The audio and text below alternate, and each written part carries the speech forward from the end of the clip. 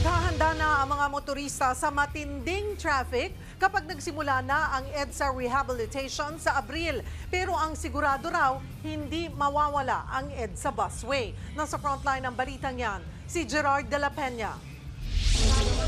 Formal lang nakipagpulong ang Department of Public Works and Highways sa Department of Transportation, Metropolitan Manila Development Authority at mga alkalde ng Metro Manila. Yan ay para sa paglalatag ng plano sa rehabilitasyon ng EDSA. Sa ngayon, wala pang detalyeng inilalabas sa mga opisyal tungkol dito.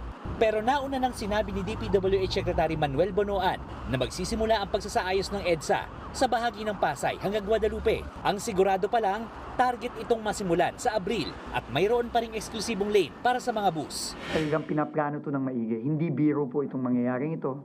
Hindi biro itong proyektong to. Ang focus natin is ma-minimize yung aberya sa ating mga motorista at sa ating mga commuters. Ilang buwan na rin usap-usapan ng EDSA rehabilitation. Paglilinaw ng mga otoridad, wala naman daw problema rito. Kailangan lang daw nilang masigurong planado ito ng maigi.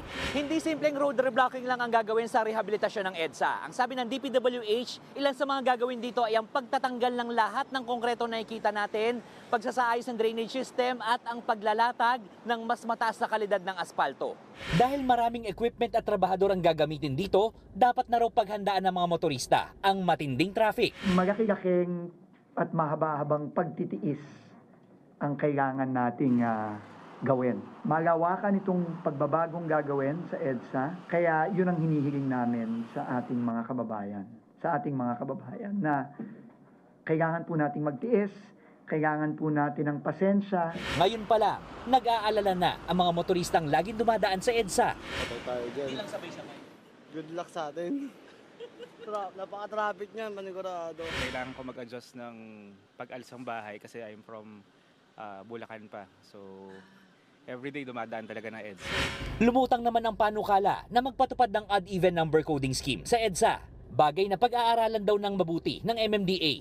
Hindi nga pwedeng bara-bara dito kasi baka mag-domino effect. Sa susunod na linggo, inaasahang magbibigay ng komento sa mga plano ang Metro Manila Mayors bago i-anunsyo ang pinal na plano ng mga ahensya para sa EDSA rehabilitation.